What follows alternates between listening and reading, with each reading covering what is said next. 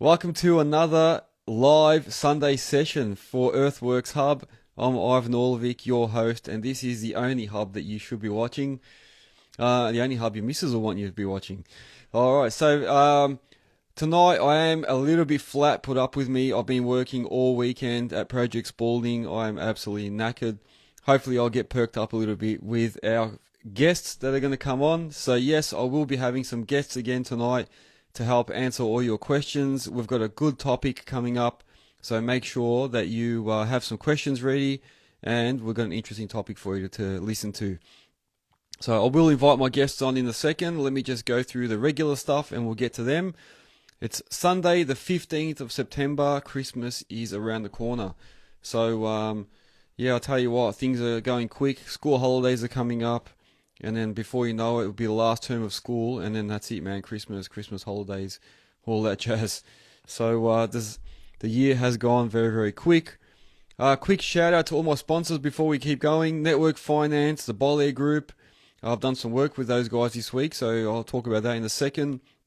Melbourne Tractors, Spartan Machinery, Godings, Earthmoving Warehouse, Digga, Digga Lid. So Digga Lid, make sure if you want to buy something from Digga Lid, I've got a discount code for all members. It's eWorks Hub. So I've posted a couple of things up recently. People have already started. They've been buying and using the code, so they're obviously getting a discount. Make sure you use that code when you go on there. JR Safety Co. and Nexgen Landscapes and Earthworks. So thank you to all my sponsors. Without you, I wouldn't be able to keep going like this, so it's really, really helpful. And a big, big shout out to TerraPro, who sent me this gift. I didn't actually know what he was sending. He did actually ask for the mailing address, and I thought, oh, he's sending me something, but didn't expect this. Very good, nice hat, man. Thank you very much. I appreciate that. From Shane at TerraPro. Project updates. Like I said, I've been working flat out at Project Spalding. I'm trying to get that warehouse up and running. It's like right here where I'm at the end of it. And it's just all these little things now that are just taking up all my time, you know, like all little landscaping bits, line marking, bollards, putting all the taps and fittings in, and all the door handles and door stoppers and all that stuff, man. I can't believe how long it takes to do all that. So just today I spent heaps of time putting all the door stoppers in, all the door handles, all the toilet roll holders, all the disabled toilet hand grab rails, all that stuff. So there's a fair bit involved, so that's why I'm pretty knackered today, man. But Project Spalding going ahead, everything's painted, all the outside's done, all the inside's done. So now just all the little fiddly bits. That warehouse will be up for sale. I'm going to sell that warehouse, I've decided. So if someone wants to sell it, buy a warehouse in North Sunshine in Melbourne, good location, man. You can hit me up. Unless somebody offers me a really good deal for lease, then we might consider it. But probably selling at this stage. Posts through the week. So during the week, I posted a couple of things. So one is one you might have already noticed. I did an interview with Alex from ADM Civil and Landscape. Very, very nice guy. That was only not yesterday, day before we did that. So I've posted that up today, so you should go to YouTube and Spotify and Apple and all that, and it should be up there. Very, very interesting interview if you want to go ahead and watch that after the show, or listen to it tomorrow while you're at work. I won't say too much. I'll let you guys watch it and see what you think. Anyway, so Alex, top guy, thanks for doing the interview. He did it live, so a lot of people get nervous doing interviews, let alone doing them live, and he was happy to do that. So no preparation, just on the spot, let's do it, and an awesome interview, so top guy. So thank you very much to Alex. My Komatsu PC130 that I was using, you've seen that post, the actual dipper arm snapped or cracked right at the bottom of the dipper arm on where the pin boss goes in. I had some interesting comments, people saying, oh, you should have picked that up during the pre-start, you should have, you're being rough with the machine or not operating correctly, blah, blah, blah. So everyone's got their opinions. That has been repaired before. So that actually snapped in the same spot a while ago. And they were telling me that they had it all repaired and that. So obviously it's become a bit of a weak spot. And we're lifting out some concrete at the job I'm working on. We're just peeling up all this concrete from an old prefab wall manufacturer. So we're taking all the old concrete out, getting it ready for I think 30 odd warehouses to get built on there. And yeah, while we were peeling the concrete off with the ripper, I found that it broke. So unfortunately, these things happen. And like I was saying, you need to have a buffer for these things. A lot of people don't hold some money aside for big repairs like that. So you gotta have that. That's not going to be a cheap repair, I can tell you that.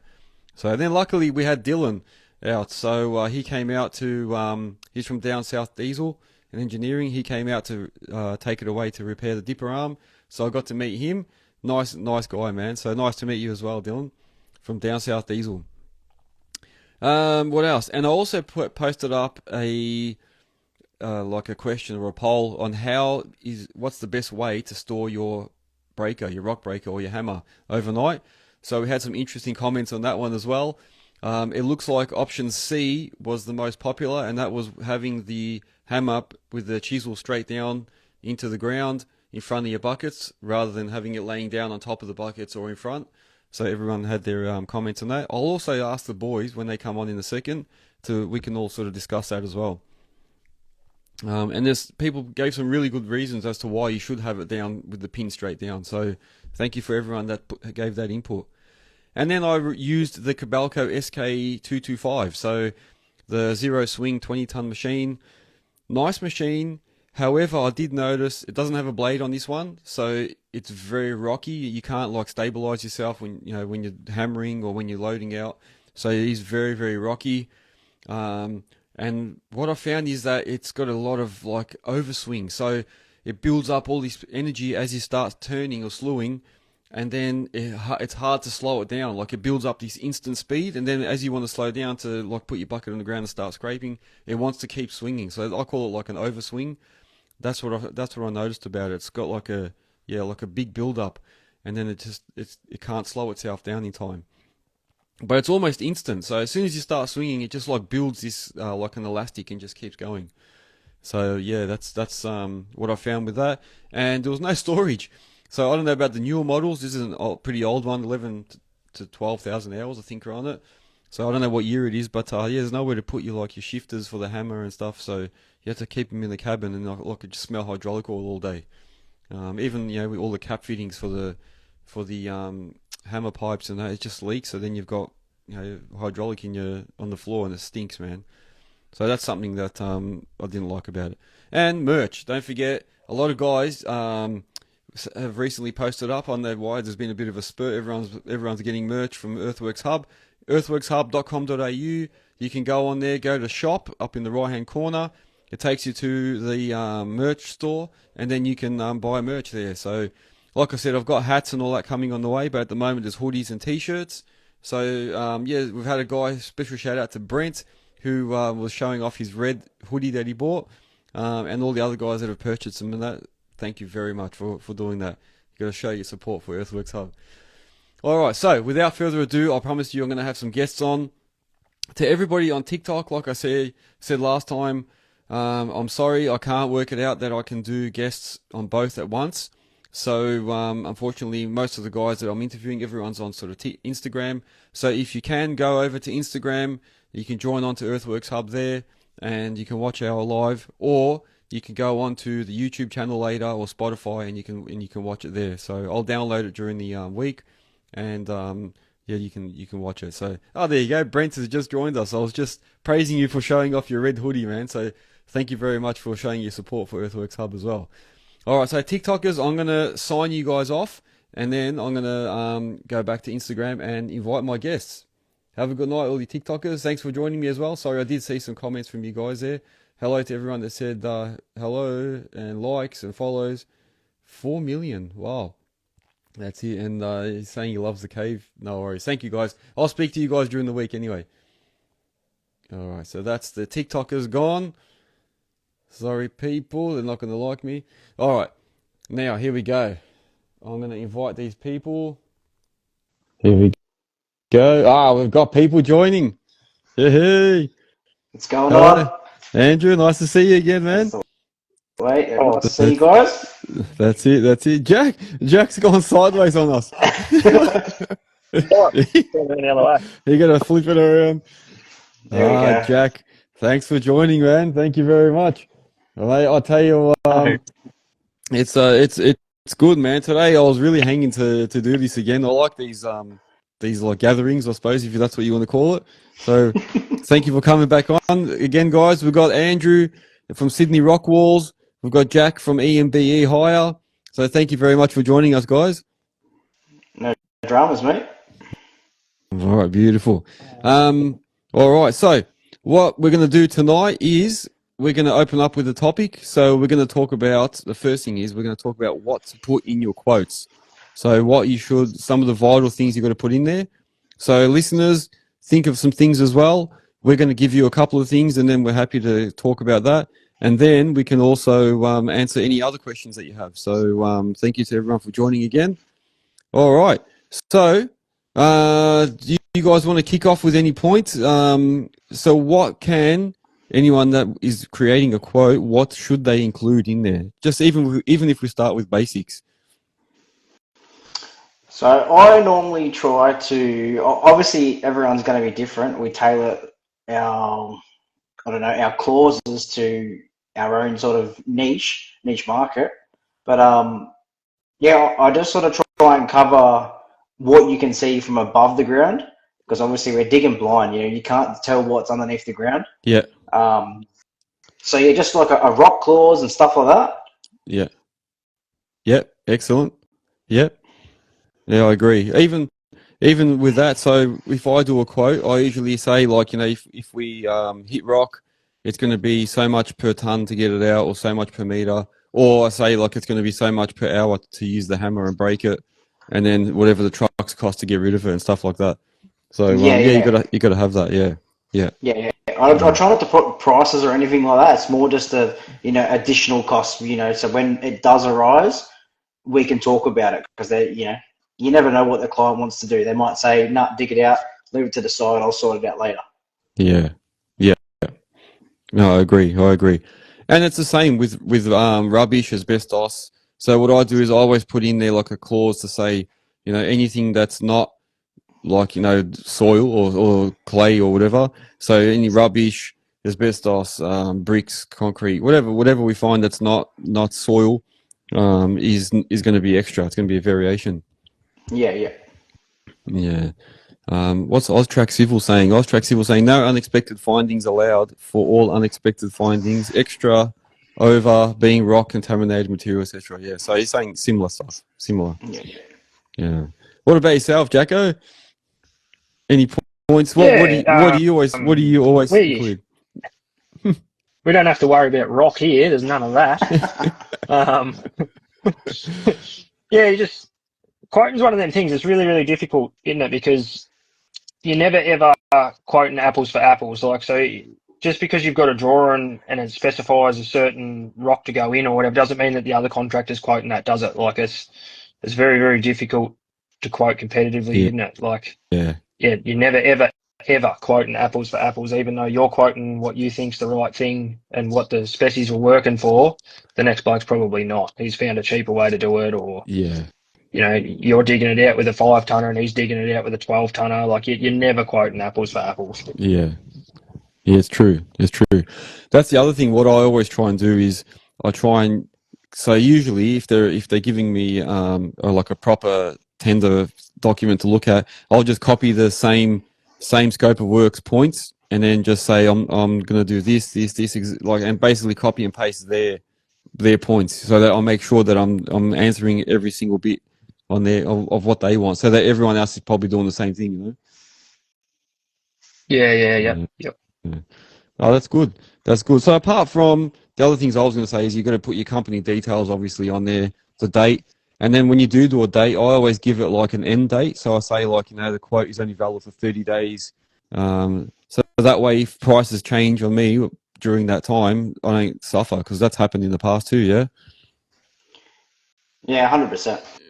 Yep. Yeah. Have you guys ever had that? Quarry likes to go up like the fuel. Yeah.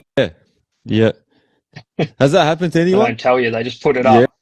They do, man. They do. Have you guys ever had something like that happen? Like, have you quoted something and then not long after the quote, the prices have gone up or something's happened?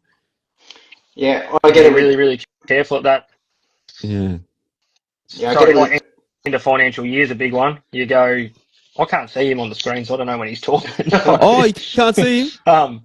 No, I can't. No. Can you see each I've other? only got you. Can you both I can see you, Jack. Oh. Yeah, I can only see Ivan. So I don't know what I've done here. I had a look before and I couldn't find nothing. That's weird. That's weird. What about, Oh, hang on, what if you jump out, Jack, if you just close it off and then they'll invite you in again? Maybe you needed to like come in a different way. Yeah, Roger. Try that, and then we'll start again. All right, let's try this, guys. All right, I'll invite him back in. People, we are excavator operators. We're not techies, so as you can see here. Yeah, we're doing living. Can you see everyone? Yeah, no, we're on now. I've just got to get back up here. You just got to centralize your camera a bit too, no, maybe. we're gone now. Yeah. We're on. Oh, good. Very good. There we go. I was just saying that we operate excavators. We don't operate phones and technology. So, yeah. Oh, Jack might have the upper hand with the old MOBA system. Yeah, true. Oh, true. yeah. He's been running the elbow for a while. Oh, actually, before we go on, how are you finding that system? How's it going? Yeah, no, it's really good. Yeah. Just sort of, just trying a few different things with it. We did some trenching with it today and that, so we just set an A-B line and tried to follow that because trenching and skid steers are a pain in the dick. You can't see where you're going because you're going backwards all the time. So, yeah, using it for that, she was unreal. That was the go. Yeah, definitely be all over that. There you go, man. So you're still happy with it? Good choice, you reckon? Yeah, yep. I don't think it matters what brand you go. You've got to sort of stick with one, because to do it cost effectively, we're ripping, the mushrooms and the screen and that off the digger to put it in the skid steer. So, like, if you had two different brands, you'd be paying double the money to sort of have it on two machines, whereas you get out of it for like a third again, each machine you add on. Yeah. So, it's pretty cost effective that way. Yeah. No, true. What, so for all... Yes, I say again? That's what you have to look for is, what you can get out of it at the cheapest sort of rate, you know what I mean? Yeah. Yeah. And like you say, you want it to be able to be compatible with multiple machines. If you're going to buy, a system like that, you gotta make sure it can work on everything. Yeah. Yeah. So 100%. It's just too expensive otherwise. Like for our market, like general hire stuff, like it's all right if you got 100 blokes on and you're running 50 diggers. Like it's a bit different then, but yeah. Yeah. So for all the listeners now, what system do you have, just so they know? Like, what's the actual name? Do you know the specs? And yeah. So it's the MOBA Excite Pro, Excite 3D Pro. All right. Yep. There you go. Just in case anyone's thinking about what's he talking about. No, that's good. That's good. Yeah, no, everyone should have it. Yeah, I reckon it's the future. We always say it. It's definitely the future. All right. So we'll go back quickly to what you include in your quotes. So yeah, same thing I was saying. So yeah, we had the date of the quote, and then I was saying you got to put an end date so you don't get shafted when prices change on you before you go and do the job. Your company details, scope of work. So I always say exactly what we were saying before. I just copy and paste their scope to make sure that I've got exactly what they say.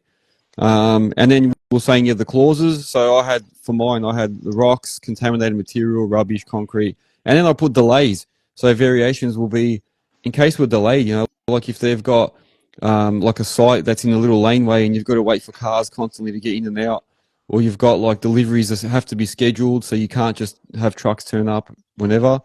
Things like that where you get prevented from being able to just access a site whenever you want.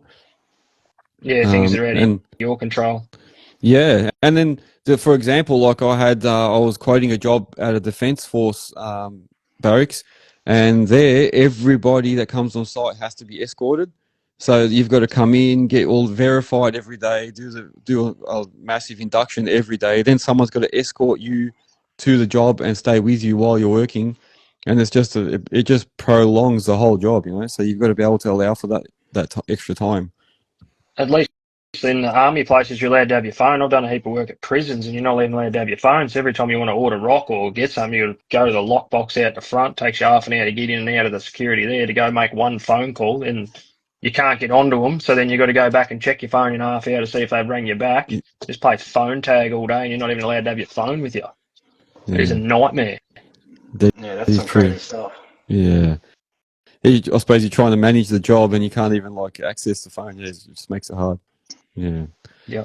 We got HPT Excavations is saying, I have disclaimers for crossover damage, etc., and or unmarked services. Yeah, that's true. That's true. Yeah, you got to have clauses in there that, you know, if something's damaged or whatever, you can't help it. Coming tracking in and out with machines and stuff. If it breaks, you know, what can you do? If that's what they want you to go over, or they can provide something to protect it. Yeah, good point. Good point. What else is there? So in the quotes, what I also do is put like an estimated time frame. So I'll try and say like, you know, it's going to be 3-4 weeks or whatever it is. What else is there? I put in payment terms is a big one. Yeah. So you got to put in, what do you want? Do you want a deposit at the start? Do you want a progress payment? When's the final payment going to be due? So what else do you guys reckon? Well, I suppose mine for like for me rock walls and that, it's always, I've got a clause in there that it states that it could be color variation, like if that's something out of my control, man-made product, it's hard to control that. Yeah, that's a good one. Yep. Would have thought of that. Yeah. Because you know what, it's true. Customers probably think it's just going to all be like one specific color and this and that. Yeah, exactly. 100%, mate. It's not the first time I've got a load and you get a second one and it's totally different. Looks like it's come from a different place, and yeah, but it's out of your control. You can't pick and choose, I suppose. Yeah. Yeah. What do you do if the customer just says, no, I don't want these? What happens then?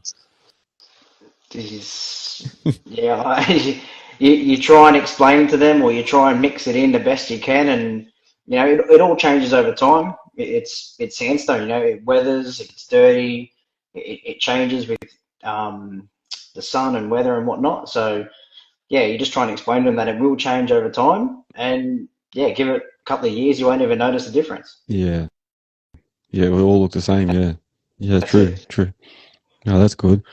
Another one I say is if they have, like, if I'm doing just for instance a site cut for a residential house or something, and they have the cut level written down on there, I'll actually write down in the quote that I'm going to cut down to this level, you know, to your RL 59.6, whatever. I say that's the cut level I'm going to, just so that way if they say to me, oh no, you got to go deeper, and I'll say, well, I'm going to the RL that you gave me. So if it's going to be any more, that's going to be extra. You know. Yeah. Yeah. While we're on the topic, has anyone come unstuck? Like, you know, from a quote being like, you've done something and yeah, they're not happy with it, and it's all, you know, because it hasn't been worded properly or you've missed it. And yeah, has anyone come unstuck? Yeah. I don't know. I can't remember anything in specific. There have been some things, for example, like actually, you know what? Something I did do in the past is when I started digging out for like retaining walls or like, you know, like in a basement for the block retaining walls and that, I didn't allow for that little bit of extra space behind the wall. You know how they always want you to dig like 400 mil back or 500 mil back so they can do their waterproofing membrane and put all the scoria and stuff in and their drains. So initially when I was quoting, I just quoted it enough right up to the wall and didn't actually quote that extra bit all the way around the perimeter. And that cost me heaps. Yeah. And luckily, I think the first time the customer was really good. He was like, oh, you understood. Like he said, oh, I know you didn't allow for it, but it was someone that I was pretty close with. But I had another one where the guy, he really like refused to pay. He was like, well, that's the quote you gave me. That's what it is. It's your bad luck. So it happens. But yeah, you know what I'm talking about. You know how you got to ramp up behind the retaining walls, leave a bit of a gap. Yeah, 100%. Yeah. Someone wrote "Smile, Jack." Yeah. Old Alex, he's a shaky bugger, isn't he? Yeah, cheeky bugger, telling you to smile. Yeah. Actually, you know what? My wife always tells me. She goes, "You never smile on there." I'm like, I don't know. I feel like I am. I don't think I'm just concentrating, man. Yeah, too busy. Yeah, that's it. What else is there? So, the other thing is, as we're talking about that, is what about allowing for the expansion or the aeration? So, I know a lot of people have asked me how to quote something, and they estimate the soil, and they always say, is that loose or is that solid? Like, is that, have you times it by? Usually, I do like soil or clay material. I do like times 1.7. So I times whatever the quantity is by 1.7, and that allows for the aeration. And then for rock, I'll usually double it. So because when you're loading rock and all that, you got all those gaps and stuff. It's not going to always load up properly. So I usually, like, whatever I work out on my quotes for rock, I'll double it, and that makes it so that's my quantity. Is that how you guys do it? What does everyone else do? Pretty sure the Balkan method is a third for clay, so yeah, I'll usually just add a third to it. Yeah. I think there's actually a method I think I found on Google once upon a time. Yeah. Yeah, I don't do much of that, so I wouldn't really know. Rock, I couldn't tell you because I don't do any rock. I've only seen rock once. You're so lucky, mate. Yeah. Yeah. We can give you some mud if you want some mud. We get plenty of that, but I haven't seen any rock. No, you can keep that. Yeah. Yeah. Yeah, the rock kills us here. I'm in Melbourne, everything's just rock, man. Especially in the west and the north. It's just anything you touch is just rock. Everyone's got a hammer, everyone's got a sorting bucket. I remember I went and did a job in the southeast, and I brought my hammer and my sorting bucket and that over, and the guy said to me, "What do you need that for?" And I was saying, "What do you mean, what do I need that for?" And he goes, "Like, we don't have any rocks in that here." And I said, "Well, I've been working up in the north until now." And he goes, "Oh yeah, I understand then. That's all right. It's all good." Because everyone has to have one here. It's just crazy. So hopefully everyone else in Melbourne that's on will agree with me. But yeah, we're full of rock here. Full of it. So that's basically all the notes I had. So if we just went over it again, all the company details, try and go put an end date for your quote. So 30 days, 15 days, whatever you want to put on it. Your payment terms, all your variations and clauses.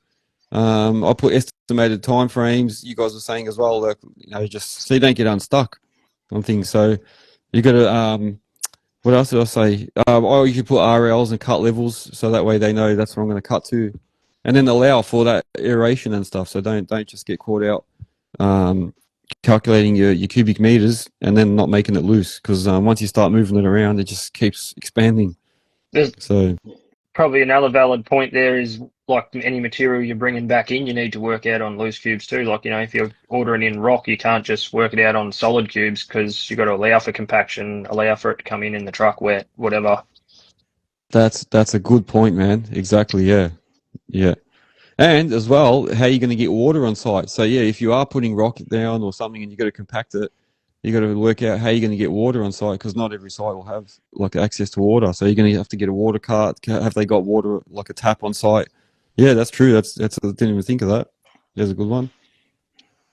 Yeah. What about yourself, Andrew? When you do those retaining walls, and do you put like scoria and all that stuff behind them? Do they work the same as regular sleeper retaining walls?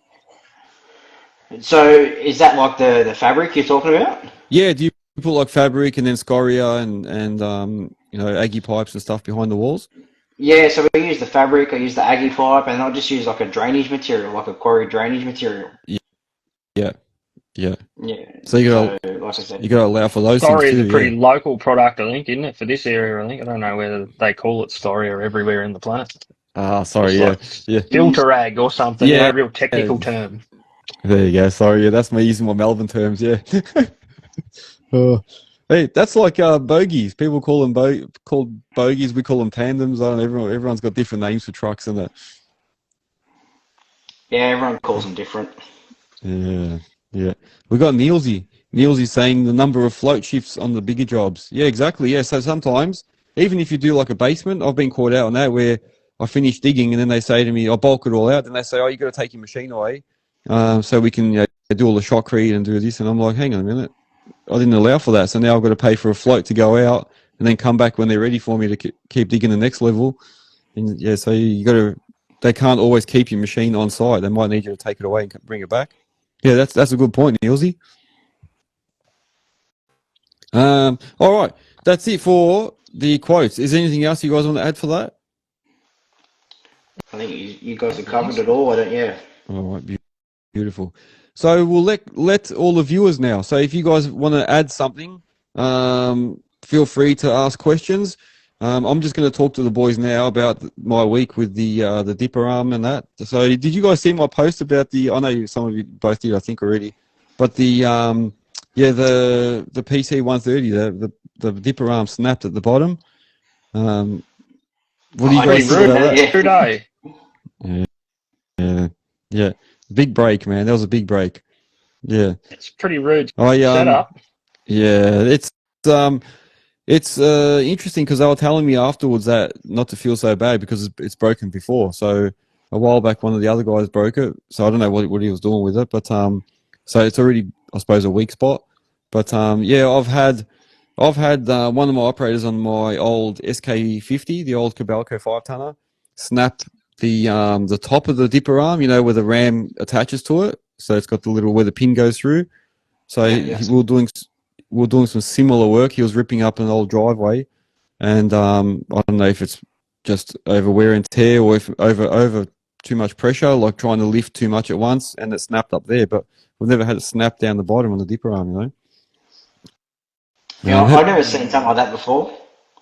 yeah, Done some yeah, pretty wild shit with a digger before, and I've never thought I was going to snap one. I don't know whether it's just wear and tear or whether it is just, I don't know, every now and then someone gets a shit one or yeah, like, there wouldn't be too many days where you don't pull your whole machine weight on the machine, is there? Like, even when you're yeah, digging, you're pretty much just trying to pull yourself towards it. Like, you're always putting the weight of the machine on that, on any of all those sections. Every single pin's copping it. Like, yeah, they're all yeah, copping that weight of the machine all the time. Like, yeah, Yeah.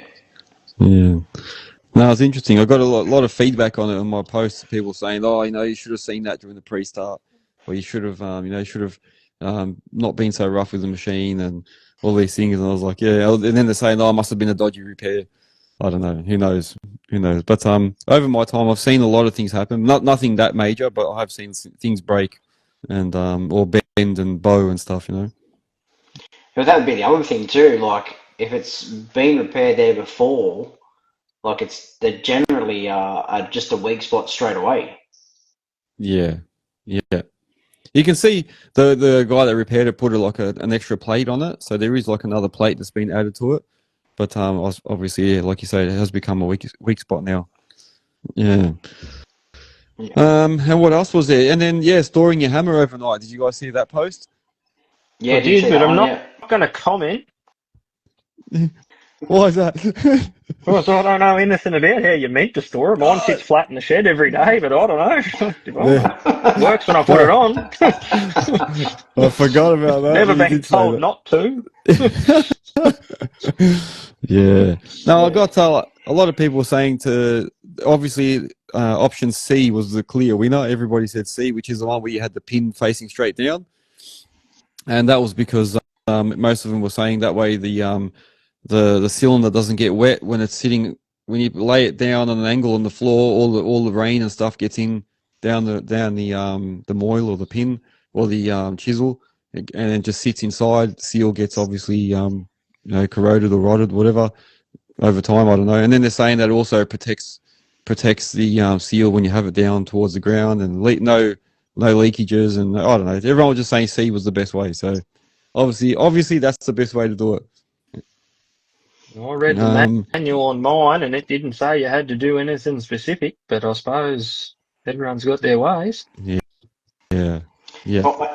I know I have been told that, well, I'm pretty sure it was from a manufacturer of a hammer, that, yeah, the best way was to store a hammer by standing up from the chisel end. Oh, okay. Well, there you go then. Yeah, So they're probably all correct then. Yeah, yeah. yeah, yeah.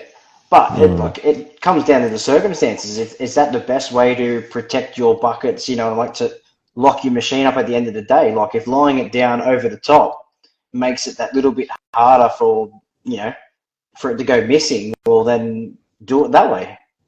Yeah, yeah. Well, I suppose you might spend, I don't know, maybe $1,000 to fix that hammer every 3 years or something by doing that. But at least you haven't got like a $10,000 bucket missing. You know what I mean? In between. Yeah, yeah, So yeah, that's true. I right. think You got to if you're using balance a it. hammer as much as what you say you do in Melbourne, I'm tipping it probably doesn't make much difference. You're going to be replacing seals and moils and shit anyway. Like, you're going to be wearing them out before they're fucked. Yeah, exactly right, man. Exactly, yeah. Eventually it's going to go anyway, so exactly, yeah. Yeah. Yeah, yeah. True, true. All right. Hey, Same what about same old saying, I suppose. There's more than one way to skin a cat. yeah, yeah. And then, obviously a lot of people like to give their opinions and that, so I don't know. It's good. I do things like that. I'll post them up just to see what everyone says, Get the That's conversation going. it. Always a giggle, isn't it? Yeah, yeah.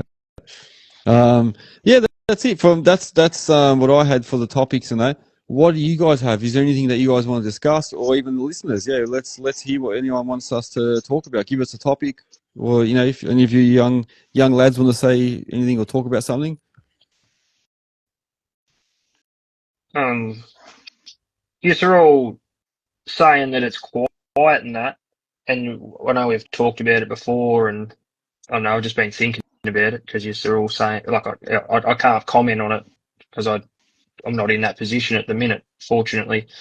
But there's a lot of blokes looking for a lot of work, and sometimes I reckon it comes down to people just not being willing to do anything else though either. Like there's a lot of blokes that'll just sit on a digger and they won't go and do something else to stay busy. Like there's been times where I haven't had a week's work for me digger, but I'll go and drive someone else's, or I'll go and drive a truck and dog for someone, or like I think it probably a lot of people could just not be so proud and just go and do whatever. Like, who cares? Like, they're all too worried what everyone thinks about them parking their digger in the shed and driving someone else's shit or whatever. Like, who gives a fuck? Like, if you're taking money off someone else and putting it in your wallet, that's all that matters. Yeah, Like, yeah, yeah, I don't You know. couldn't have said it any better. Like, yeah, you just yeah, yeah. Don't be too proud to say you're doing something else. I got a mate that was telling me recently they put an ad up for an operator. And he said they had like 100 and something applicants, whereas usually until now we've had, you'd be lucky to get two. And then they had 100 applicants, and not majority, but a lot of them actually have their own diggers, but just happy to park them up and come and work for someone else for a bit till they get busy again. So Yeah, that's it's what good it's to see some. about. Just Yeah, yeah. You got do to do whatever it, it takes. Hey, like just because you specialize in fucking high-end final trim doesn't mean you can't go and fucking clean out Nana's backyard with the weeds and take the truckload of shit to the tip. Like, whatever keeps it moving, who cares? Like, yeah. yeah, people are just too proud, eh? Like, oh, I do civil final trim. Well, fucking whoop-de-doo, mate. If it's sitting in the shed doing nothing, it's still no good. Like, just go and do a job just go and do any job. Doesn't matter. Like, Yeah, take on true, whatever. true. Yeah, and that's the other thing. Like, it doesn't mean you have to also be just in, earth moving. Like, you can go do something else. Like, you can go subby for a mate that does scaffolding, even just to keep. If you really need money that bad, just go and do anything. Just to keep cash flow going. We've got Jag T609. He's saying, what happens if you get a job for your digger, but you're driving for someone else? Yeah, what do you do then? So I suppose he you means, just what do you do? You just you just got to be fucking, if old up mate's giving front. you a Yeah. Sorry, go If ahead. Be old up mate's giving you a front. job steering his because you didn't have any for 2 weeks and he booked you for a week, well, he wins, eh? Like, yours is just going to have to stay in the shed. If old mate can't wait and he wants you tomorrow, well, you got to Yeah, take what you had first and be loyal to the bloke that's giving you a good job. Like, yeah, yeah, that's That's happened a it. million times before. yeah.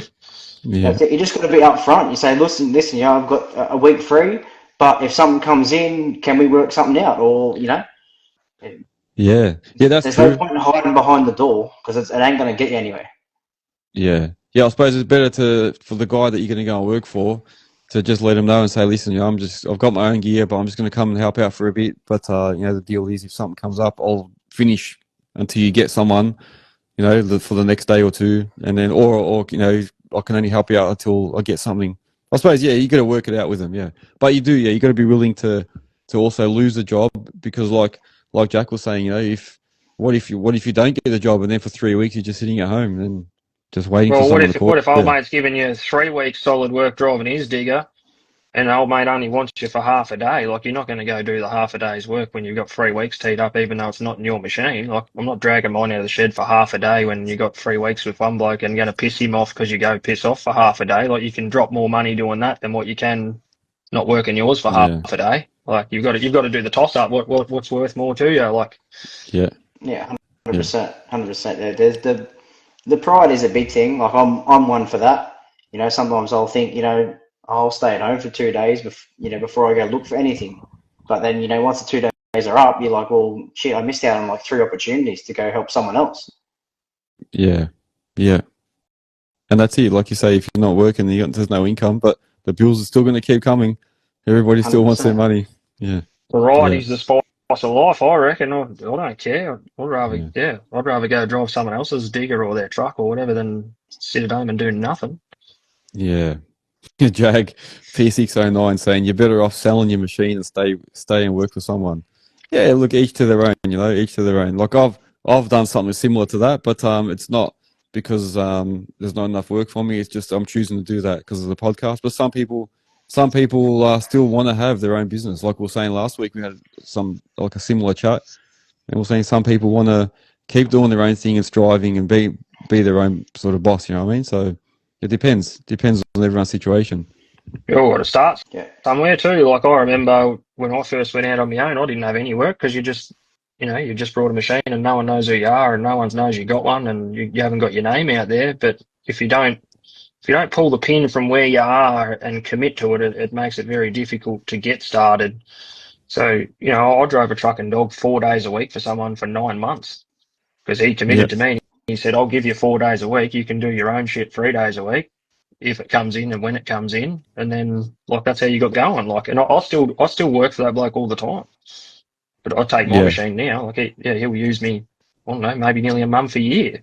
Yeah. But you built, that was a relationship you built. So that was worth that too then, because you've got a relationship with someone now. Yeah, 100%. Yeah. No, well said, man. I agree. Yeah. No, very good. And thanks to everyone that's online and also providing comments. So keep it going, guys. If you've got something else to talk about, or you got a topic, or you got a question, hit us up while we're here. Yeah, very interesting. It is very quiet still. I am seeing a couple of little jobs pop up here and there, but it's nothing like what it used to be. Yeah, nothing. Like I was saying last time, I don't get any messages from agencies anymore, like plant hire agencies. They used to message us daily. We've got this job, we need a 5-tonner, we need a 20-tonner, we need this, we need that, we need a grader. Now it's like nothing. You get once a week, you'll get something like, oh, we need a 5-ton machine or a posi combo tomorrow, and that's it. That's not even that. It's very, very quiet. So, yeah. Is that across the whole lot, but like residential and the subdivisions, or is it just across the subdivisions? No, both. It's both residential subdivisions, but it seems to be like government jobs and that probably aren't as affected. But even then, you can see there's a lot of guys coming off those as well now. So there is a bit of a shift. Yeah, there is a shift. But yeah, you just need to look around and you just see not much activity. Like I used to see heaps of trucks on the road, heaps of guys with trailers, plant trailers, carting machines around, and that. And you don't see it anymore. You don't see it as much.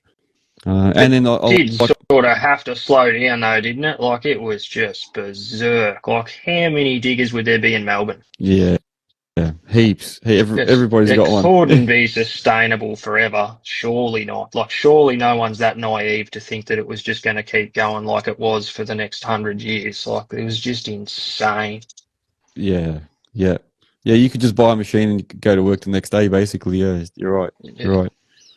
HPT Excavations is saying plenty of people buy machines and expect work, but you got to go and actually chase it. So yeah, he's right. You do. Yeah, unless you've got family that or friends or close friends that are doing some type of construction work, and that they're going to put you on. Yeah, you got to chase work, and even them, eventually if you're not good or you're not turning up and you're not performing, they're not going to put up with it forever either. So you can't be too complacent. Without sounding like a cockhead or at the risk of it, like there's a lot of blokes that go and buy machines that can't fucking drive them too, eh? Like it's not something that you pick up in 15 minutes or anyone can go load a truck or sit on a stockpile or whatever, but like that's not operating. Like if you're going to go do general hire, you have to be good at just about everything. Like you can't just be good at one thing. Yeah. Like that's not how general hire works, eh? Because you don't know where you're going tomorrow. You don't know what you're doing. Yeah, 100%. You have to put the effort in. That's what I say. Is if you're not going to put the effort in to run your business, it's only going to go so far until it stops. Yeah, yeah. And you got to be willing to do, like you say, different things with it as well. So, yeah, right, general hire, you could be digging for a concreter one day, doing footings and that. Then you could be working for a plumber the next day, then doing trenches for a sparky. Then on a civil site, then you could be on a road construction site. Yeah, you got to be willing to work everywhere because that's what you have to do. So, yeah, that's what it is, yeah. Jags is saying, in Sydney, it's still great, but I'm a one-man band and I don't need to take over the world. Yeah, so, and some people like that. Some people like to be that one-man band, stay in their lane, not put on a million employees, and that's fine as well. Yeah, That's me. yeah, I don't want anyone. That's also me, mate. I just do what I can do, and that's it. yeah, yeah. I feel like in one of my first videos, I said I realized that. And sorry, Mola Excavations is saying you've got to be passionate. That's true. But I was saying in one of my 100%. first. What's that? Oh yeah, I agree too with that comment. Yeah, you got to be passionate. Yeah, you can't just talk about machines or talk about like I'm going to start a business and this and that and have no interest in the machines or no interest in the work because it's just going to get boring. You don't know. And I'll just go back to that point in a second. I've had operators that have worked for me, and I had some that took a lot of pride in their work, and they'll be talking about how they do this, and they'll know that they'll be talking about RL levels and cut levels and talking about maintenance and other machines, other brands. Then I've had guys that just come and know nothing about the machines, nothing else. They just know how to operate, and they can't give anything to a conversation that we're having. They just stand there, and then they just leave after a while, or they don't improve because they just want to come to it like a job because they heard that you can make good money and it's easy. You sit in the cab all day, but it's not like that. You got to be really passionate and interested in what you do. Take pride in your work. You know what I mean? Yeah. It's not a job where you can just rock up and then do your day's work and go home. You got to actually be interested. It is if you don't want to do it for long. But Yeah, yeah, if you're going to go and buy your own, I reckon you've got to have pretty big balls, and two, you do have to be passionate about it because you're going to be living in the fucking thing or living under it. When you're not in yeah, it, you're going to be under it. That's how it's going to work. yeah. 100%. Definitely. And that's what I was going to say earlier. So when I first started and started expanding, I sort of realized that there's like a tipping point, I called it. So it's where you're doing really well on your own, and then you start thinking, I'm going to expand, and then you start going and you actually buy another machine, put an operator, buy a truck, put an operator on, buy another piece of equipment, keep putting them on. And then it starts to get out of control, and then you're not really in the machine anymore just worrying about yourself and your machine. You're starting to worry about everybody else, and you can't really focus on what you're doing because you got to try and be the operator, the boss, everything.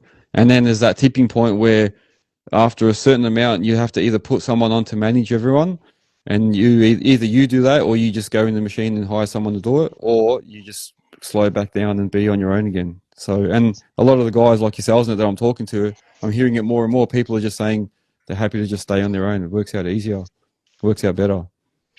It does. You don't have that you'd know yourself, Ivan. If you don't have work for 3 of them machines for the next week, where's the money going to come to pay their wages? If they don't work, they're going to say, well, hey, old mate's paying over here. I'm going there. Yeah, it happens. It happens. Oztrack likes what you said there, Jack. You're saying if you're not in it, you're going to be under it. Yeah, great insight to what we do. Love your work. You can take it. You can take it however you want. You can get upset about it if you want to, but it's the fucking truth, eh? Like that's just how it is. That's reality. Yeah. That's how it goes, man. That's how it goes. Yeah, but you can tell the difference between someone that's really passionate and someone that just comes there as a job and just goes home afterwards. There's a big difference. And that's the same with employees. You can tell if someone stays back, greases a machine, cleans it up after they finish, and does these little extra bits. Whereas the guys just clock off, pack up, close the door, go, leave it as it is. There's a difference. Or they come. I love guys that come out and want to check the levels and try and get it to the exact level and get it nice and flat. And they come up and I used to love when my operators used to ring me and send me a photo and say, "Hey, I just sent you a photo. What do you reckon?" And they're like trying to, show their work and they're really proud of it. That's good, man. That shows me that they're really passionate and they're going to be someone that I'm going to keep focusing on. You know what I mean? What have we got here? Right. Breakout excavations. Being a good person in the industry, making relationships with good people, sharing the work around, it all goes a long way when you don't want to take over the world. Yeah, very good, very good comment. Very good. Got to back everyone in your corner, don't you? Share it around a bit. Use, if you don't want to do it, share it out. Yeah. I find that. Yeah. No, say again. You go. No. It's your show. You go. No, it's yours, mate. You go. You're the guest. You're the guest. I don't want to sound like I'm talking too much. Yeah. No, I was going to say the same. I was going to just agree basically and say that, I find that it works better when I work with, like, most of my mates are in the industry now. So that's what's happened. I've met people in the industry and I sort of stuck with them. So we ring each other all the time. What do you reckon, man? What do you reckon about this job? Or can I help? Do you want to help me quote this one up together? Have you got a truck free? Have you got a machine free for a job? And you got to help each other. Oh, do you know where I can tip this stuff, or how much does it cost to tip it over there? Or you need that. You need to be able to help each other. I think it works well. You're in your favour. What were you going to say? Yeah, it does. Yeah, Jack was going to say something earlier. What were you going to say? Have you forgotten? I was just going to say you got to you talk about expanding and getting bigger and you're getting busier and it's really easy to get caught up in it when you're having a crack and you've got a bit going on and just go and buy more shit. Because we're using a roller 2 days a week, we'll go get one. Like, we'll just pay one off. Fuck it. We're using a skid steer for 2 days a week, we'll go buy one. Like, and it's very easy to get caught up in it, and then it's all good while it's going good, but when it quietens off, and you got 4 machines sitting there, and you're only got one bum, and you're trying to make all them payments. Like, a lot of blokes just get a bit carried away, I reckon, and just get a bit ahead of themselves. Like, you really need to be on to your budget and what's going on as far as I wouldn't want to borrow any more money than what I could pay off in 3 or 4 full days per month. Like, so if shit does go quiet and you're working 2 days a week, well, you're still in front. Like, it's not a big deal. Like, you just got to be a bit onto your finances, don't you? Yeah. I think that's a good point, man. Very good point. Yeah, I always look at it that way too. I always think, how much do I need to cover all the machines I got? So like I say, I need to work a week to cover all that. Then the other week is going to be to cover all the wages, and then the third week will hopefully be some profit, or insurances. Or the other week will be fuel and maintenance. So then you might get 4 days a month where you can put it in your pocket. Yeah, win-win. That's what happened. 4 days. Woohoo! That's not bad. 4 days out of 20. Yeah. 20. That's why I work 31 of them. Yeah. Yeah, fair enough. Yeah, no, that's it. No, look, and it is. Yeah, you're right. This is what we're talking about. I think we had a brief conversation about this, Jack. We were talking about getting big too quick, and that's what I did that at the start. Like, the way I kept expanding was, a builder would say to me like, oh, if you had a posi track or a bobcat, you could cart all the material away for me from the front yard from the back to the front, and then you could do this and that. I'm like, yeah, I'll go get one then. So I just thought, I'll go get one, and then same thing. Oh, if you had a tipper, you could actually cart it. So I'm like, oh, I'll go buy a truck. And then you just keep buying and adding stuff, but you got to actually stop sometimes and go, hang on. Is it better for me just to stay with the 5-tonner, for example, and then get a subby to come in with a truck, or is it better for me just to get someone in when I need to with the posi? You got to just sort of weigh it all up, 100%. And that's a bit like having a truck, I reckon. It's a fucking necessary evil. Yeah. Use it fucking 1 day a fortnight, but you can't afford not to have it, because otherwise you'd be sitting there for 3 days fisting your ass waiting for someone to come shift you. Like, it's pure convenience, but it's not very fucking convenient to the bank account. No. Yeah. No, it's true. That's why I got rid of my tipper. The last tipper I had, I got rid of it because I thought it wasn't worth putting someone on in there to drive it every day. It was a brand new tipper, so I had a massive repayment on it, and I was doing a lot of combo work at the end of it. So I did a lot of commercial landscaping and that. So I was really just in the posi and the 5-tonner mostly, and then the tipper would just sit there. And I'm thinking, I've got this $3.5 grand a month thing sitting there that I'm not getting any use out of, and I can't really. And it was the same thing. It's like I needed to do the odd load with it, or move the machines around with it, but it was like a massive necessary evil, exactly. And then I thought, I'm going to get rid of it. It's just not worth having it. Should have just kept my old truck. It was paid off. It's just an old thing. Didn't cost me anything. Only when I needed to repair something once a year. I should have just kept it. Yeah, that's part of life, I suppose, and part of business. It is. It is. We got Doug Sparks here. He's saying you have to love what you do and take pride in your work, as we were saying. Yeah, I've found all the young guys don't care about the machines. They turn up when they feel like it, make a mess, and leave. There you go. And then JJH is saying, then the fucking breakdowns and costs you a shitload to fix. Yeah, you're talking about trucks. Yeah, it's true. Yeah, hey, Yeah. sent mine in for a new clutch last week.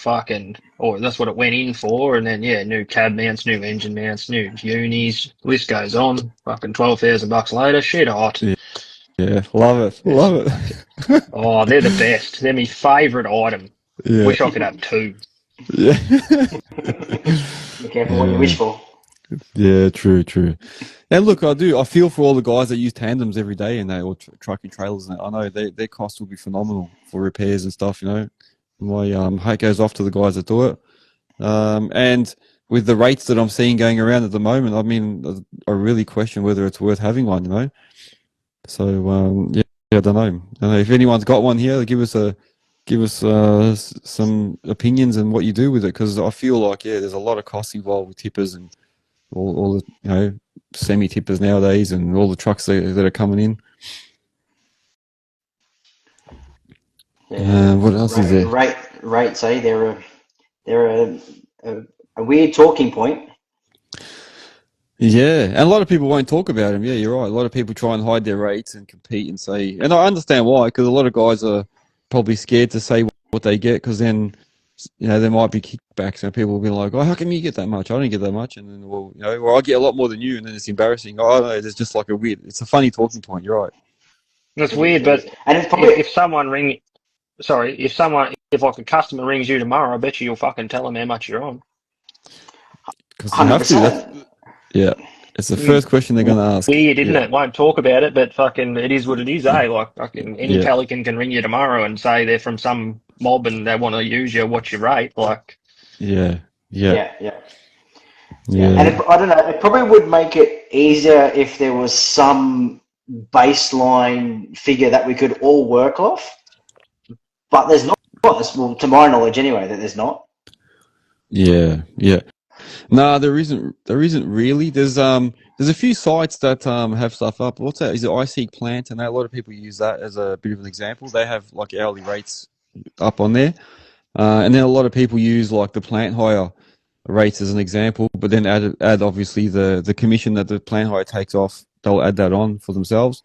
But even that's very cheap. Like a lot of the plant hires, I've seen some of my customers have come to me and said, "Oh, the plant hires only charge me this much for the same machine." And they're like, you realize you're a lot more. And I'm like, well, the plant hire is going to send you some Joe Blow. Who knows who they're going to send you? So if you want, take that risk.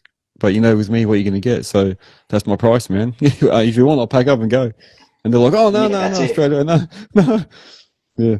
So that's how there is no like set rate. So I suppose it goes with what experience you have, what you're willing to take. And UDA Frank saying some people work too cheap, and that's a big problem. Yeah, it's true.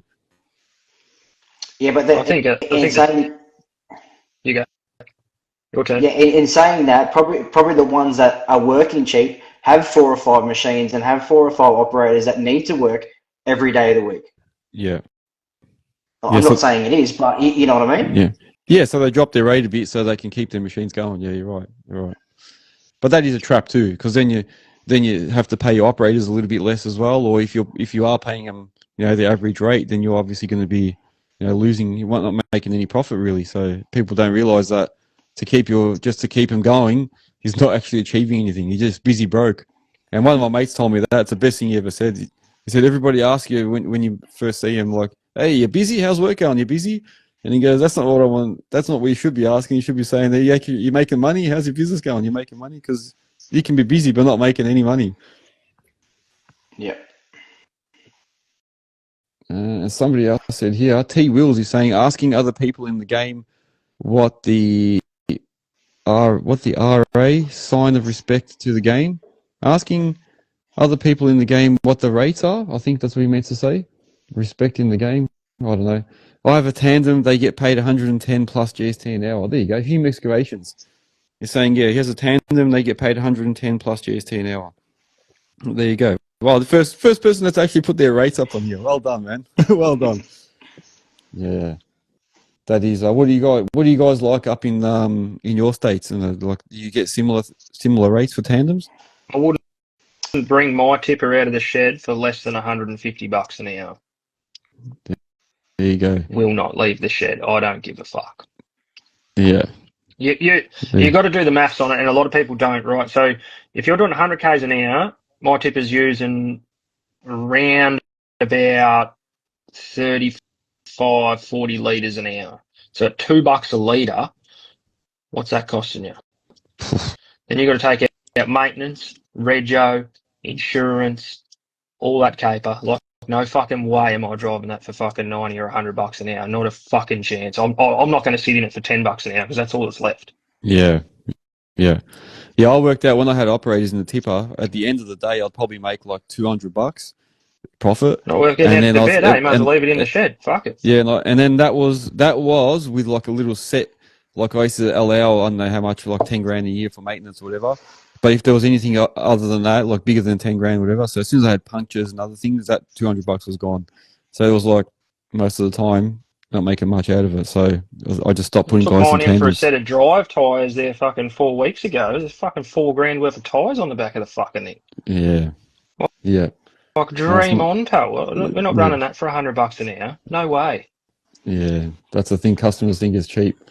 They do. They think, just because. And the only trouble with the trucking game is, with all due respect, nearly any pelican can do it. Mm. So, yeah, you're competing with all these different blokes that come in and that's all they can do is drive a truck. Some of them can't even go backwards in them. I think we know what we're talking about here, but you're competing with that.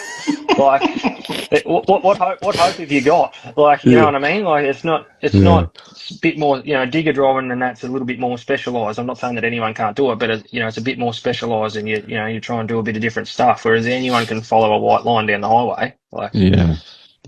I mean, you do get with all not talking down to the blokes that drive truck and dogs. Like, some of them blokes can fucking reverse, eh? Like, they are fucking top notch. Like, there's some operators and there's operators, but. Yeah, at the end of the day, like if you're only getting to it from point A to point B, so it's a very, very competitive market. Very competitive. Yeah.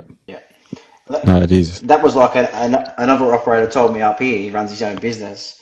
He said it's true. No one works out what it actually costs an hour to run a machine or a truck or anything. Yeah. I did at one stage. I've got I get a bit anal like that. I've got some spreadsheets set up. I was going to actually post them up. I should find them. I used to have spreadsheets set up that calculated all the costs of each piece of equipment, and then I used to calculate that against what I'm paying my operators, and then it used to work out for me what my actual daily profit is on that machine. That's how I worked out $200 for the tipper, and I used to have that on all my machines for every bit of equipment, and I used to say, is it worthwhile? And then I used to keep, and as I put their rates up and that, I used to change the spreadsheet, and then I'd say like, nah, it's not worth having someone on, and that used to help me decide, do I keep that bit of equipment or is it time to move it on? So yeah, I might see if I still got that spreadsheet somewhere, and then maybe even post it up for people to use. You can use it to put your own stuff in there. Yeah.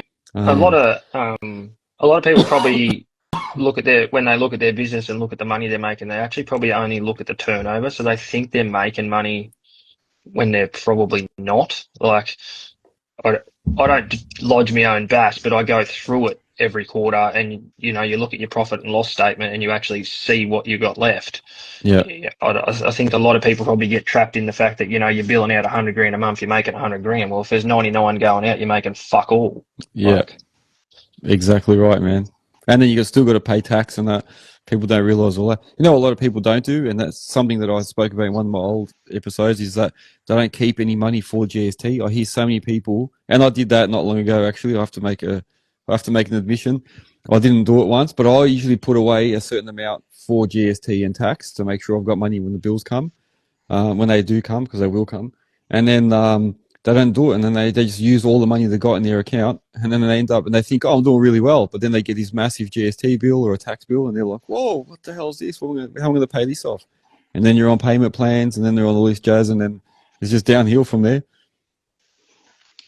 I'll put my hand up. I was guilty of that when I first started my business. Yeah. Would have been at least for the first 3 years I didn't do it.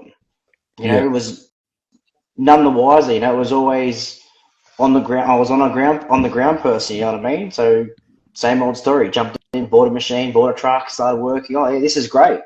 You know, got a Yeah. tax bill. Went, oh, hold on, where's the money for that? Yeah. Yeah.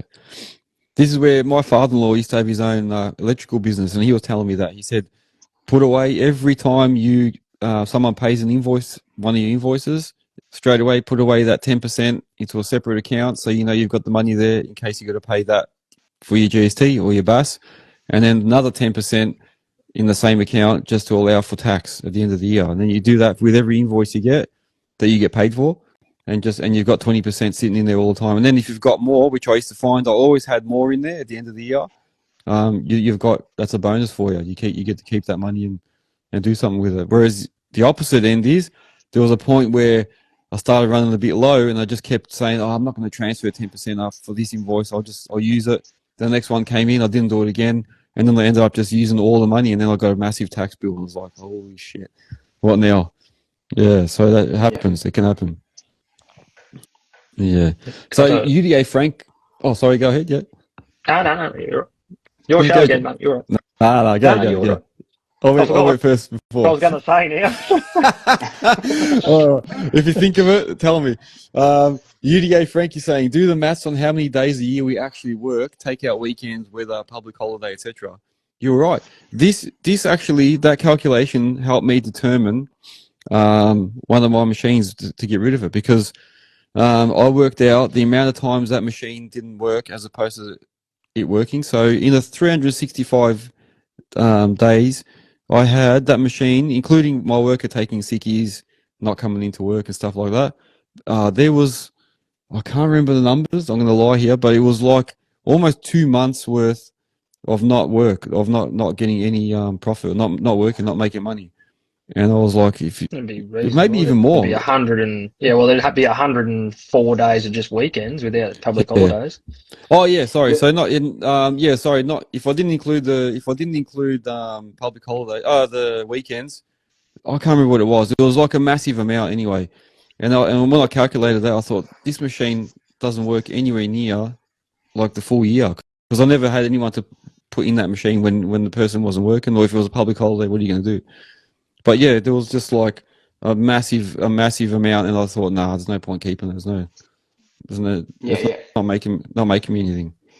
But that was what my comment earlier, like 20 days a month. If you work out just a month, I'm pretty sure it's tight on the 20 days. If you don't work, the weekends and take out a public holiday here and there. Yeah.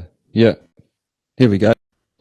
Approximately 270 days. Can't remember off the top of my head of working days. So UDA Frank saying it's about 270 days that actually it works out of 365. Yeah, it probably is something like that. Be less, because if you're at 365 and you take out 104 just for weekends straight up, you're already at 266. So take out public holidays on top of that. Yeah. Depends which state you're in, how many public holidays you get. Yeah, true. Yeah, we get Victoria gets a few. I'm just trying to quickly look while we're talking, because I've got the spreadsheet opening in front of me. How's that? see what I've written here. He's on the ball. We got 13 public holidays. Then if you got a full timer, you got 4 weeks annual leave, 10 days sick leave.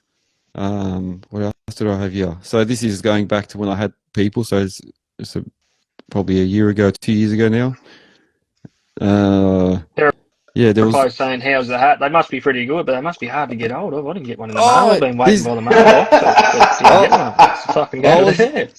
I was waiting for him to come on and comment, because I didn't tell him I received it. I wanted to just surprise him tonight.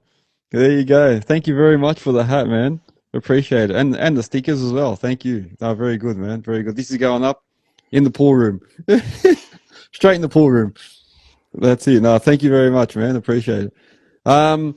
Yeah, I haven't got the information here with me right now, but I worked out somewhere in one of these spreadsheets. I'll keep looking while we're talking, but you guys, keep firing away. I'll just keep looking here. Where is it? Required earnings? No, that's not it. Yeah, you can see I've got like a million spreadsheets. Subby versus full time, is it worth dry hiring the machines, the tipper calculations? I used to calculate everything, man. I used to drive myself batty.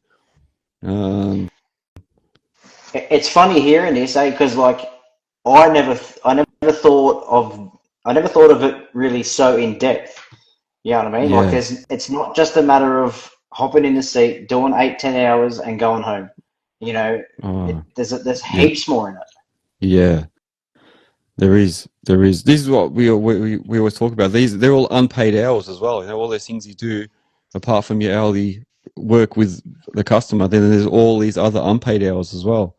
You know, float shifting machines around, cleaning them before they go out, cleaning your tracks, cleaning, washing, maintenance, all that stuff. Yeah, there's just heaps of unpaid stuff. Going out to see jobs for the quote, coming back. You know, all your quoting time, all the time you're ringing around for tip sites, you're ringing around for trucks, getting prices for material and supplies. Yeah, that's all unpaid hours. You'd have to be doing 15 hours a week, easy, Yeah, yep. easy.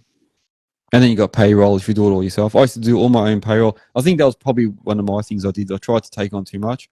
So I think that burnt me out a bit. Just doing all the paperwork, all the payroll, quoting, invoicing, going on the machines. You know what I mean? Floating machines. I used to float machines after hours, go at 4 in the morning, move one for the operator for the next job. I think at the end it just burns you out. You can't just keep going. And then go to your own job and work all day and then come back and move machines again. You know? But that's part of it. You know, if you go and put someone on that does that stuff, that's another cost you have to add in. So as business owners, So you buy a we chair. just you take on as much as you can to try and save them costs. Yeah. Yeah. No, that's true. Sorry, what were you going to say as well, Jack? No, yeah, that's exactly like that. See you buy a chair, another $100,000, put another bloke on to do your float shifts and do your paperwork. Yeah. Where's that 100 coming from? Like, Yeah. That's it. you buy three That's more it. diggers to pay for him. Like, it sort of just doesn't add up, does it? That's how it snowballs, isn't it? Yeah. Oh, sorry. 100%. Terrapo just wrote his daughter broke her arm. Oh, shit. Ooh. Sorry to hear about that. Hopefully she's all right. Yeah, I was wondering because I messaged him earlier and he didn't respond, so I knew something had to have happened. There you go. Probably All right, busy. yeah. Well, it looks of So, that. yeah, that's it. Yeah. So, yeah, sorry to hear about that. Hopefully she's all right. Hopefully she's doing well. Yeah, no, that's it. Yeah, well, you know what? That's probably a good conversation for another time, gents, because we've got we're over 9 o'clock already. Everyone probably wants to go to bed and go to sleep for work. But yeah, I reckon we can pick up on that another time as well. We might talk about running your business and all those other all those hidden costs and all the extra work you got to do. Yeah. And UDA Frank is saying, we know to the dollar what we have to turn over every month just to make cost and profit. After that, which means silly me works a lot of Saturdays, too many expenses. Yeah. So I suppose he's saying yeah. I try and keep me weekends for me play money. Yeah. Like, if you work a Saturday, it's a bonus, that means we can go and save up for a new attachment, or like I've been saving for 10 years for a new pressure washer. Like you just put that money aside for something else, that's your rainy day fund. If you're working weekends just to stay in front, I reckon you might have overcommitted a bit. Yes, that's a good point too, man. That's right. Yeah, if you have to go and work on a Saturday or even a Sunday, then that means something's not right. We all do it. Like I'm not saying we don't do it. I work nearly every Saturday and Sunday, but like it's not because I have to make payments. It's because there's just that much work there at the minute that I just got to keep everyone happy. But and I don't mind. Like I say, it's my passion. I don't mind working. Doesn't bother me. But yeah, I wouldn't like to be in a position where that thing had to move Saturday and Sunday just to keep it moving. Like fuck that. That's pretty deep. Yeah. I suppose when you get to that point, you know something's not right. Yeah, that's right. When you have to do it, you got no choice, but you got to go. Yeah, that's true. Yeah. So UDA Frank saying, yeah, that's his play money for his cars. Yeah, that's it, man. Same here. Same. Oh, well, I will have to cut us off here because it's already after 9. It's been good. The chat's been really, really good, and I appreciate you boys coming on and your time again tonight. No dramas. Oh, yeah, no worries. Yeah, so we will. Oh, hang on a second. Terra Pro's saying something as well. Hang on. Let's include him here because he did give me a hat. We better let him in. When he says when I did the sums, including bill and mortgage, worked out around 3 days a week to cover costs and 2 to get into profit. Yeah, so I think it worked out similar when I did stuff when I did those calculations. And Hume Excavation says 3 days for expenses, 3 days for play money. Yeah, so. They're all similar sort of things. Depending on what you buy, your equipment, how new it is, what your overheads are, I suppose, yeah. Yeah. Just managing your guys, overheads. That's the most important thing. It is. Keeping It an eye on them is, because they can grow on you real quick just with just small things, like subscriptions and things can get out of hand real fucking quick. yeah. And that's the other thing. I'll just finish up on that too. Is that even you look at your other expenses, Netflix and all those other things that we do. People complain about, not having money. And when I do my investment stuff, with properties and that, people talk about budgeting and that, and the broker always tells me that the first thing he does when he looks at their statements is look for Netflix, all these Uber Eats, all these things they just keep paying for and doing stuff, and they complain about not having money. And he says, well, if you just cut down on all that stuff, you're already, helping yourself. So yeah, you can get caught up with subscriptions and that too. Yeah, you're right. All right, guys, I'm going to cut it off here for the evening. Thank you very much for joining me again, and appreciate your feedback tonight as well and your input. And who knows, we might do it again very, very soon, eh? All good. Thank you. That's it. All right, I'll let you guys log off, and then I'll just finish up, and we will speak very, very soon. No worries. See you, Jack. See you guys. He's logged off. See you guys. Oh, awesome, man. Awesome. What a nice bunch of guys, man. I appreciate their feedback. That's why I keep putting it back on. And I hope everyone else here is enjoying these group sessions. Probably a bit better than me just talking at you all the time. So appreciate all these guys coming on. So thank you. If you are interested also in coming on the show and being a guest, send me a message, hit me up, and we'll work something out. I've got a whole bunch of guys lined up as well. So there's more to come. So make sure you tune in every week. And then I'm also doing, so for example, if you did see the one with Alex, I did an interview with him the other day live. So usually I haven't been doing them live. So it depends on, some people don't like to do it live. But if you're keen to do it live, if you're keen to do one offline or in person, hit me up and I'm happy to do something. I'm happy to get more and more guests on here. So so thank you. Make sure you follow me on all the social media platforms. So YouTube, Spotify, Instagram, TikTok, Facebook, everything. We're on everything. So make sure you follow me on all those aspects. Go to www.earthworkshub.com.au. So go to the website. I've made it so it's friendly for our whole construction industry and earthworks especially.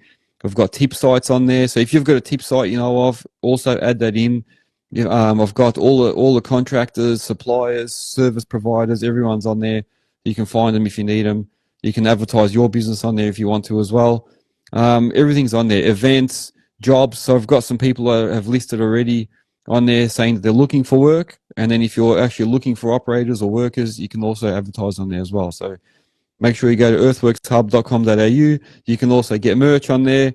I've got all my sponsors on there. You can get discounts on their site if you're an Earthworks Hub member. So also go and register yourself on that on the online website. And that's it. I'll stop talking. Like I said, I was wrecked today. I got perked up a bit now. But thank you to everyone for joining this evening. And I will see you guys on the next episode. Have a good week. See you guys.